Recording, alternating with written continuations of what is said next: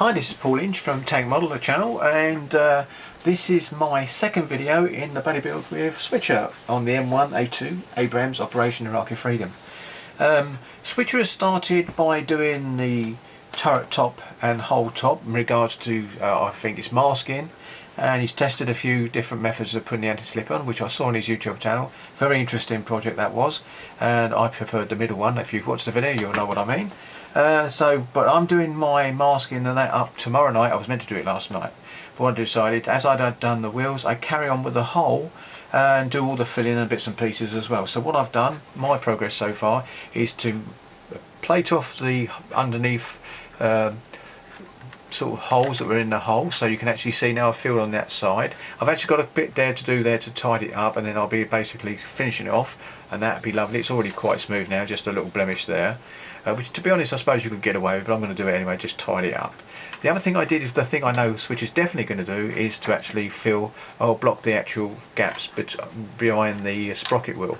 What I did with mine is I actually got a bit of plastic card, cut it to the basic shape and size to fit the hole, and then used a rough sanding stick to actually get it to fit to size. So it's a nice snug fit.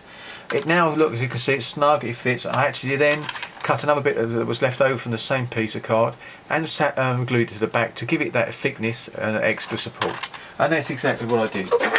So there we go, right there we go. So here we go. So that's what I did with that, and I think it makes a good idea to have a backing plate. It gives it a bit more thickness, slightly thicker in the model, but it shouldn't do any harm. But it's definitely giving it support there. So that was me done on that. So, and the next thing I've done was actually started to do this place, the rear part of the hull, just to do it. I've got to finish it off tonight. There's only about 5 bits to go on it. I think it's because I've put 2 on, that piece and another couple of bits, and that will be finished tonight and glued in onto the back of the hull, and then that will be pushed to one side. Then tomorrow and the next day, if it takes 2 days, because I've got a few things I've got to do tomorrow, is I will be starting my masking off of the areas that don't need anti-slip on both the turret top and the hull top. Once that's completed, then I'll be getting ready to spray. Now my chosen method for anti-slip was Mr. Surfacer 500. I sent away for 2 tins of spray because I got the painted on version, but I think it'd be better with spray. So here it is, Mr. Surfacer 500. I bought 2 tins. They arrived today, so I'll be testing that tomorrow just to see if it works and gives it the effect I really want on a bit of blank plastic card. So that's what I'm going to be using anyway. It's not bad. I think it's going to work out better.